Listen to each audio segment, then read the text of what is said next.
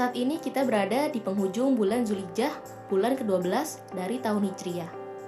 Tepat pada Sabtu 31 Agustus 2019, kita akan memasuki 1 Muharram 1441 Hijriah.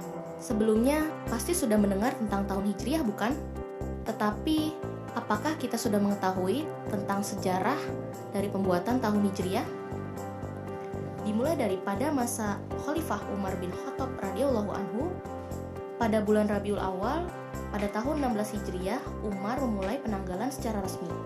Beliaulah orang yang pertama membuat penanggalan Hijriah, sebab pernah dilaporkan kepada beliau tentang kwitansi hutang seorang terhadap orang lain yang termaktub di dalamnya, bahwa hutang itu akan dibayar pada bulan Sya'ban. Maka Umar pun bertanya kepadanya, Sya'ban tahun kapan? Tahun ini atau tahun sebelumnya? Atau malah Sya'ban tahun depan? Akhirnya Umar mengajak kaum muslimin untuk bermusyawarah dan berkata, buatlah tanggal agar orang tahu kapan janji hutang piutangnya akan dibayar dan diterima.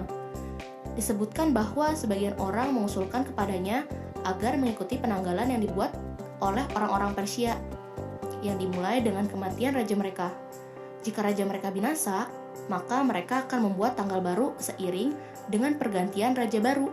Namun banyak yang tidak sepakat dengan usul ini. Ada pula yang mengusulkan agar dimulai dengan mengikuti penanggalan Romawi yang dimulai sejak zaman Alexander. Namun banyak juga yang tidak menerima usulan ini. Ada yang mengusulkan memulai penanggalan sejak lahirnya Rasulullah.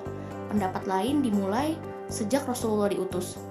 Namun, Ali bin Abi Thalib dan sejumlah orang lainnya mengusulkan agar penanggalan dimulai dari hijrah Rasulullah SAW. Karena permulaannya lebih jelas dari kelahiran maupun diutusan Nabi. Umar dan para sahabat melihat usulan ini sangat bagus dan tepat. Maka Umar memerintahkan agar melakukan penanggalan sejak hijrahnya Rasulullah SAW. Dan tahun itu juga mereka mulai melakukan penanggalan dari bulan Muharram.